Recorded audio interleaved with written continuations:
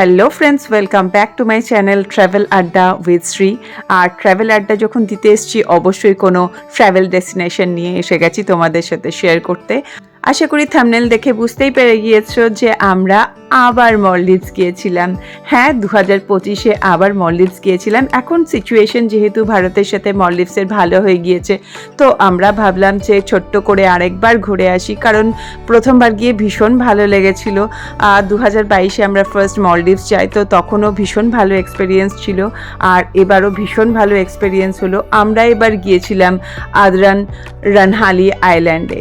তো তোমাদেরকে পুরো আইল্যান্ডটা ভালো করে ঘুরে দেখাবো। এখানে বিচ ভিলা, ওয়াটার ভিলা দুটোই আছে। আমরা ছিলাম বিচ ভিলাতে, এবার আমরা ওয়াটার ভিলায় থাকিনি, তবে এক্সপ্লোর করেছিলাম। অবশ্যই পুরো আইল্যান্ডটা ঘুরে দেখাবো, সাথে থাকো আর পুরো ভ্লগটা দেখতে থাকো।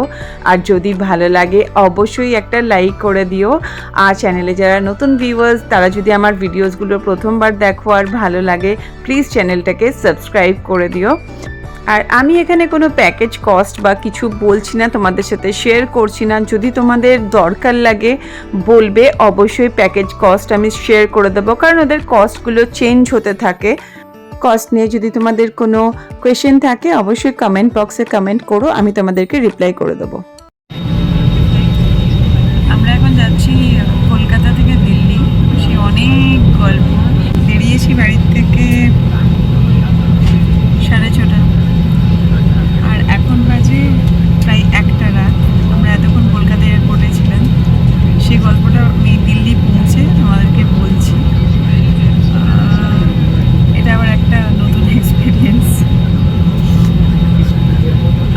গ্রিস যাওয়ার সময় একটা এক্সপিরিয়েন্স হয়েছিল, প্যাথেটিক এক্সপিরিয়েন্স, আর এটা আরেকটা হলো।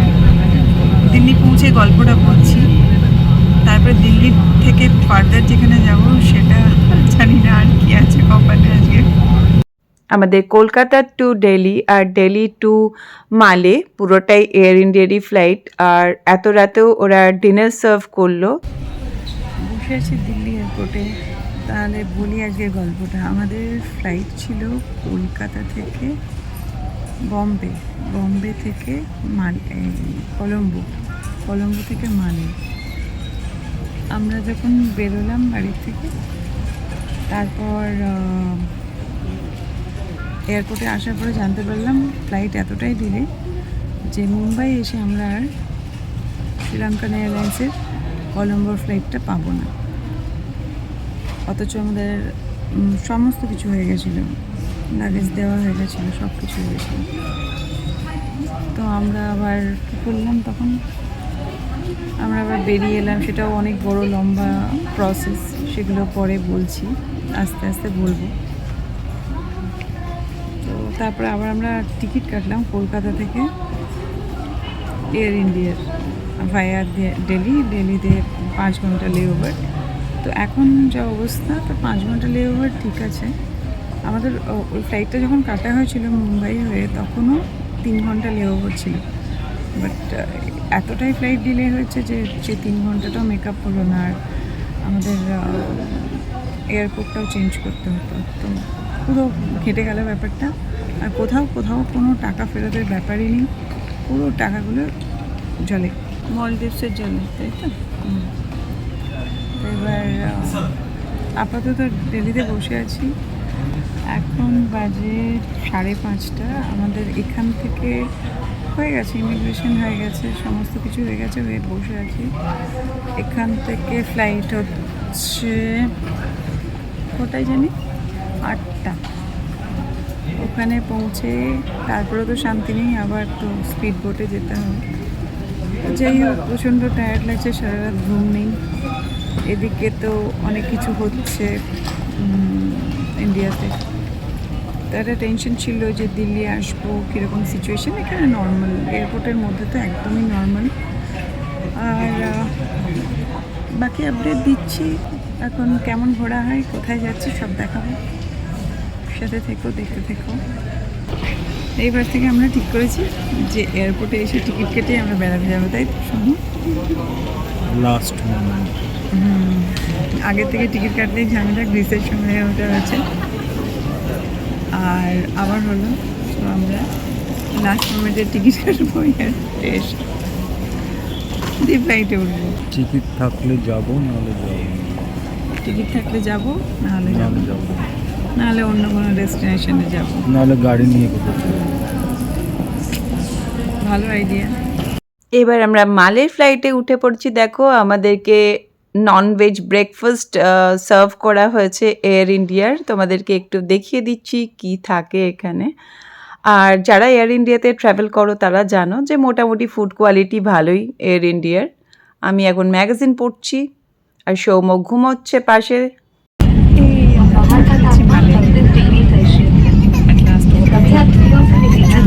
করে মালে পৌঁছলাম। এতক্ষণে আমার একটু মজা মজা লাগছে, এতক্ষণ ভীষণ রকম টেনশনে ছিলাম আর ভাবছিলাম যে আদৌ কি আমি আজকে মালে মানে মলডিভস পৌঁছাতে পারবো। মলডিভস হলো visa free country for Indians, but এখানে কিন্তু একটা গ্রিন ট্যাক্স লাগে, যেটা ডিটেলস আমি পরে দিচ্ছি। দাঁড়িয়ে আছি এখন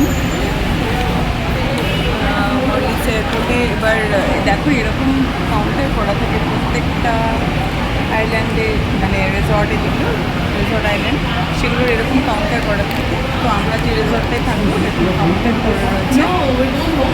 তো আমরা যাবো এখন, ওনার জন্য ওয়েট করছি।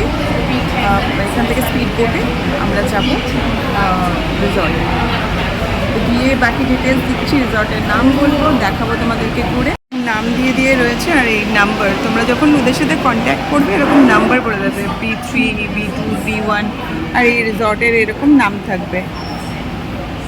ঠিক আছে, এরকম প্রত্যেকটা রিসর্টের আলাদা আলাদা করে স্টল রয়েছে। তো ল্যান্ড করার পরে ইমিগ্রেশনের পরে তোমরা ব্যাগেজ নেবার পরে এখানে চলে আসবে। আর পাবলিক আইল্যান্ডে থাকতে গেলে সেরকম কোনো ব্যাপার নেই, সেটা তোমাদের নিজেদের মতো নিজেরা ঘুরতে পারবে। এটা আমি বলছি প্রাইভেট আইল্যান্ডের কথা।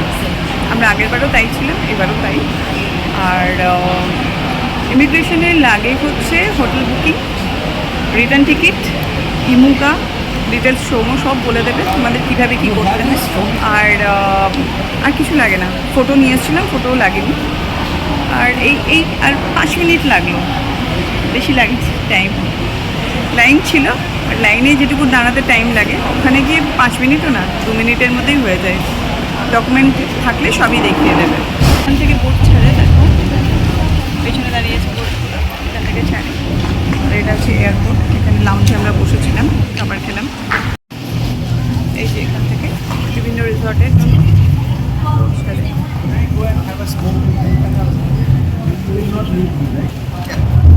Until I am done.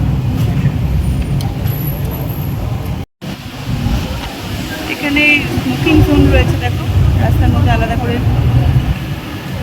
এখানে সেখানে স্মোক করা যায় না, আর এইভাবে এখানে করা আছে।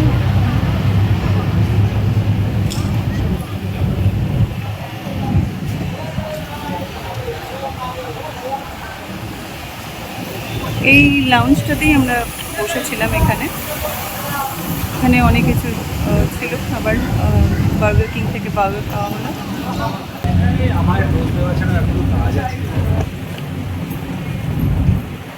কোনটা, এটা না পাশেরটা? আই থিঙ্ক পাশেরটা।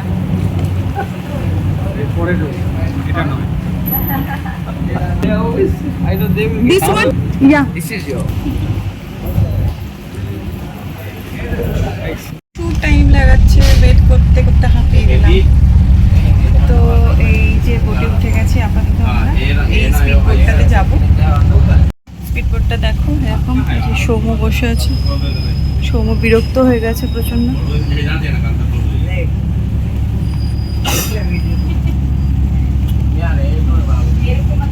এরকম প্লাস্টিক লাগানো থাকে, আগেরবারও দেখেছিলাম, জলে ছিটে আসে বলে। মালে টু আদারান রানহালি আইল্যান্ড যেতে স্পিড বোটে 45 মিনিটস মতো সময় লাগে। পৌঁছে গেলাম আদারান রানহালি আইল্যান্ডে। এটা একটা প্রাইভেট আইল্যান্ড, যেটার নিজস্ব স্পিড বোট আছে। মালের থেকে ওরাই ট্রান্সফার করিয়ে দেয়, তার জন্য আলাদা চার্জও নিয়ে নেয় স্পিড বোটের। সেটাই নিয়ম এখানে। যখনই তোমরা কোনো প্রাইভেট আইল্যান্ডে আসবে তখন যদি ওরা বোট অ্যারেঞ্জ করে দেয়, অবশ্যই ওদেরকেই করে দিতে হবে। তো সেক্ষেত্রে ওরা একটা অ্যামাউন্ট চার্জ করে।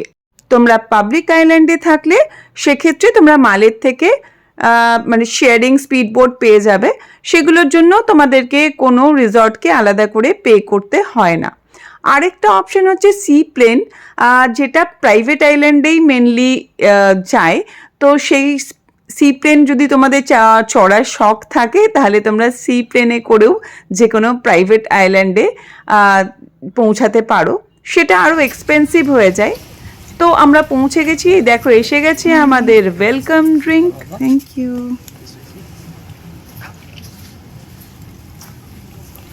আমরা এখানে নিয়েছি অল ইনক্লুসিভ। আর মলদ্বীপসে আমি লাস্ট টাইমও দেখেছিলাম, এবারও দেখছি এরা টাইমের ব্যাপারে মানে ডাইনিংয়ে বলছি খুব পার্টিকুলার। মানে তোমাদের যেটা ধরো ব্রেকফাস্টের জন্য টাইম দেবে, ওরা কিন্তু তারপরে মানে টাইম ওভার হয়ে গেলে ওরা কিন্তু সার্ভ করবে না, ঠিক আছে? নর্মালি এগুলো তো বুফে থাকে, সবসময় বুফেই থাকে, লাঞ্চ ডিনার। আমাদের প্যাকেজের মধ্যে লাঞ্চ আছে, ডিনার আছে, ব্রেকফাস্ট আছে। সরি, ব্রেকফাস্ট দিয়ে শুরু করা উচিত। ব্রেকফাস্ট, লাঞ্চ, ডিনার আছে, প্লাস অল ইনক্লুসিভ। মানে তোমরা এখানে যা যা ড্রিঙ্ক নেবে সেগুলো ম্যাক্সিমামই ইনক্লুড করা আছে, কিছু কিছু ড্রিঙ্কস বাদ দিয়ে। তো যেহেতু আমাদের পৌঁছাতে একটু লেট হয়ে গেছে এই বোটটার আসতে, তো ওরা আমাদেরকে চেক ইন করার আগেই বলল যে রুম কি দিয়ে বলে দিল যে আপনারা এখন গিয়ে লাঞ্চটা সেরে নিন। তো আমরা ডাইরেক্টলি চলে এলাম ওদের ডাইনিংয়ে। সান আইল্যান্ড যেমন অনেক বড় আইল্যান্ড ছিল, ওখানে 3-4টে ডাইনিং ছিল। তো আলাদা ছিল, বিচ ভিলার জন্য, ওয়াটার ভিলার জন্য আলাদা ছিল। তো দারুণ ছিল ব্যাপারটা। এটা অতটা বড় নয়, এই আইল্যান্ডটাও ছোট, আর আইল্যান্ড রিসর্টটাও অনেকটাই ছোট দেন সান আইল্যান্ড। তো এখানে এই একটাই ডাইনিং এরিয়া রয়েছে। তো আমরা এখানে চলে এলাম। আমাদের জন্য একজন আলাদা করে অ্যাপয়েন্ট করা হয়েছে, যিনি আমাদেরকে, আমাদের একটা পার্টিকুলার টেবিল থাকবে, সেই টেবিলে আমরা এসে প্রত্যেকবার, মানে এই যে 4 দিন আমরা থাকবো সেই 4 দিন প্রত্যেকবার এসে ওইখানেই রিজার্ভ থাকবে সেই টেবিলটা আমাদের জন্য। আমরা এখানেই বসবো, এখানেই খাবার খাবো। আমরা এখন যাচ্ছি রুমের দিকে। দেখো এখানে একটা সুন্দর চিলড্রেন্স পার্ক করা আছে। আইল্যান্ডটা পুরোটাই তোমাদেরকে ঘুরে দেখাবো। আপাতত আমরা চেক ইন করি রুমে তারপরে। আর যেটা বলছিলাম যে অপশন খাবারের প্রচুর আছে, ভেজ আছে, নন ভেজ আছে, ফ্রুটস আছে, তারপর ডেজার্ট আছে, বিভিন্ন রকমের অনেক অপশন আছে। তো যারা ভেজিটেরিয়ান তাদেরও কোনো অসুবিধা হওয়ার কথা না। আর টেস্ট ওয়াইজ ভালোই হয়, খারাপ হয় না এখানে। মানে আমার অ্যাকচুয়ালি থাইল্যান্ডের এক্সপিরিয়েন্সটা মোটেও ভালো না খাবারের, ওদের খাবারে আমি নুন পাই না। এখানে সেরকম নয়, এখানে ঠিকঠাক মানে খাওয়া যায় খাবার। তো থাইল্যান্ডে গেলে ওই জন্য ব্রেকফাস্ট আমরা নিই, বাকি আর কোনো মানে ফুড আমরা নিতে চাই না, নিজেদের মতো নিজেরা খাই। আর আরেকটা জিনিস হচ্ছে সেটা হচ্ছে যে থাইল্যান্ডে ধরো প্রচুর খাবারের অন্য জায়গাতে মানে ইন্ডিয়ান রেস্টুরেন্টও প্রচুর রয়েছে। আর এখানে তো তুমি যদি প্রাইভেট আইল্যান্ডে থাকো তাহলে তো ওদের কাছ থেকেই অল ইনক্লুসিভ নিতে হবে, বা তোমরা অন্য মিল প্ল্যান, অন্য প্ল্যানেও যেতে পারো। সেগুলো যদি জানতে চাও আমাকে কমেন্ট বক্সে কমেন্ট করো, আমি প্ল্যানগুলো তোমাদেরকে কিছুটা বলে হেল্প করতে পারবো। যেহেতু দুবার এলাম, আমার কিছুটা হলেও এক্সপিরিয়েন্স হয়ে গেছে। লাস্ট টাইম আমরা ড্রিঙ্ক বাদ দিয়ে নিয়েছিলাম, অল ইনক্লুসিভ ফুডে নিয়েছিলাম, অনলি ফুড ছিল। আর একটা জিনিস, মলদ্বীপসে কিন্তু কোনো রকম অ্যালকোহল নিয়ে যাওয়া আসা কিন্তু পুরোপুরি নিষিদ্ধ। মানে তোমরা ইন্ডিয়া থেকে নিয়েও আসতে পারবে না, আবার মলদ্বীপস থেকে নিয়েও বেরোতে পারবে না। তো সেই জন্য এইবারে সৌম্য বলেছে যে না, অল ইনক্লুসিভ নিয়ে নেব, যাতে যদি আমি মনে করি যে এখানে কিছু সফট ড্রিঙ্ক, হার্ড ড্রিঙ্ক কিছু খাবো, তো সেটা যাতে খেতে পারি। কারণ যদি তোমরা সেটা না নাও, ফুড কিন্তু ভীষণ রকম এক্সপেন্সিভ, ড্রিঙ্কসও কিন্তু প্রচুর রকম এক্সপেন্সিভ। তবে অল ইনক্লুসিভের মধ্যেও কিছু জিনিস কিন্তু পড়ে না। তো আমরা যাচ্ছি এখন আমাদের রুমের দিকে। রুমে গিয়ে তোমাদেরকে একটা রুম ট্যুর আমি করিয়ে দেব বিচ ভিলার। এখানে বিচ ভিলা একই রকম আছে। সান আইল্যান্ডে যেরকম 2-3 রকমের বিচ ভিলার অপশন ছিল, এখানে বিচ ভিলা একটাই রকম আছে। আর ওয়াটার ভিলা রয়েছে। তো আমার লাস্ট টাইমের ওয়াটার ভিলা থাকলেও কম আছে সংখ্যায় সান আইল্যান্ডের থেকে। তো লাস্ট টাইম আমার ওয়াটার ভিলার এক্সপিরিয়েন্স অত কিছু বিশাল মনে হয়নি, তাই আমি সৌম্যকে বললাম যে না, এবারে শুধু বিচ ভিলাতেই থাকবো। আর আগের বার আমাদের দিনটাও অনেকটা বেশি ছিল, আমরা 7 ডেজ মতো ছিলাম, এবারে অনলি 4 ডেজ। এসে গেছি আমাদের রুমের সামনে। এই যে সৌম্যবাবু উঠছে, 241 নম্বর রুম। আমরাই বললাম ফার্স্ট ফ্লোরে দিতে, নিচেটা বালি বালি হবে। নিচে দুটো, ওপরে দুটো, এইভাবে রুমসগুলো। এই সামনেই বিচ। এই যে আমাদের রুম, আর প্রত্যেকটা রুমের সঙ্গে এরকম লাইফ জ্যাকেট আর টাওয়েল দিয়ে দিয়েছে ওরা। দেখো ব্যালকনি, এটা আমাদের রুমে, এইখানে বিচ।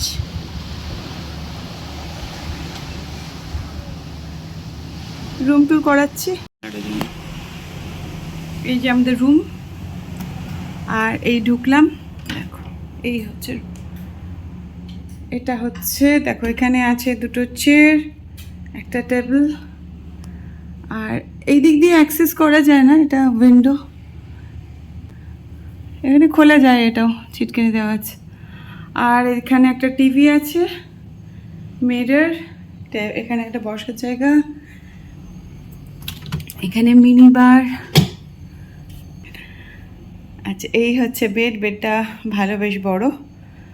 আর দেখো এখানেও একটা মিরর আছে, কি সুন্দর, এখানে অনেক কিছু রাখা যাবে।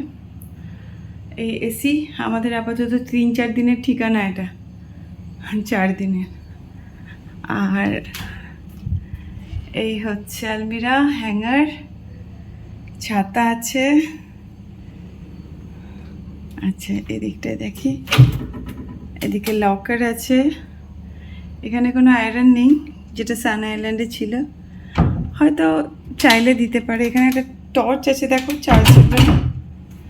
বেড ল্যাম্প আছে, একদিকে বেড সাইড টেবিল আছে, আরেকদিকে নেই। ওইখানটাতেও রাখা যাবে চার্জ দেওয়ার জন্য, এই জায়গাটায়। এদিকে একটা বেড সাইড টেবিল আছে, এখানে একটা ল্যাম্প আছে, দুটো পাশ বালিশ, দেখেছো, মলদ্বীপসেও পাশ বালিশ ইউজ করে, পাশ বালিশ, বেশ সুন্দর। আর এখান দিয়ে এই রুমে শুয়ে শুয়ে তুমি সমুদ্র দেখতে পাবে। আর মিনিবারটা দেখাচ্ছি, এই জল, আর এখানে চায়ের সব যোগাযন্ত্রী, ইলেকট্রিক ক্যাটেল, কাপ। মিনিবারের প্রাইস দিতে হবে করলে। এখানে একটা ল্যাম্প আছে, এখানে টিস্যু বক্স, এগুলোতে ড্রয়ার আছে, ড্রয়ারে জিনিস রাখা যাবে। এই গেল গোটা রুমটা। এবার ওয়াশরুমটা দেখাই, চেয়ারগুলো সুন্দর। এখানে গ্লাসেস রয়েছে, ঠিক আছে। দেখো মিনি বারে কি রয়েছে, দেখো মিনি বারে সব ছোট ছোট একটা করে ইয়ে, এখানে সফট ড্রিঙ্ক, ঠিক আছে। আর এখানে সব মিনিয়েচার রয়েছে হার্ড ড্রিঙ্কের। আর এমনিও আমরা তো অল ইনক্লুসিভ প্ল্যান নিয়েছি, তো আমাদের অনেক কিছুই ওর মধ্যে অ্যাড করা আছে। ওয়াশরুমটা দেখাই, চলো। এই যে ওয়াশরুমটা অনেক বড়। এইদিকে হচ্ছে বেড জোন, WC। এখানে জেট স্প্রে থাকে, আমরা আগের বারও পেয়েছিলাম জেট স্প্রে। এই যে সব টয়লেট্রিজ, সোপ, ডেন্টাল কিট, এসব, কন্ডিশনার, শাওয়ার জেল, এগুলো এর মধ্যে আছে। আর এখানে হেয়ার ড্রায়ার আছে, টাওয়েল আছে ছোট দুটো, দেখো বেসিন, এই যে মিরর, আর এখানে বড় দুটো টাওয়েল আছে। এই হলো ব্যাপার। তাহলে এখানে লন্ড্রি ব্যাগ, ডাস্টবিন দেখে নিলে, এটাও অনেক বড়, ওয়াশরুমটাও অনেক বড়। এইটা হলো পুরো ব্যাপারটা, এই হলো পুরো ব্যাপারটা। এই আইল্যান্ডে 2-3টে বার রয়েছে, তো আমরা তার মধ্যে যেখানে লাইভ মিউজিক হচ্ছে সেখানে চলে এলাম, একটু টাইম স্পেন্ড করব আর তোমাদেরকে একটু দেখাবো।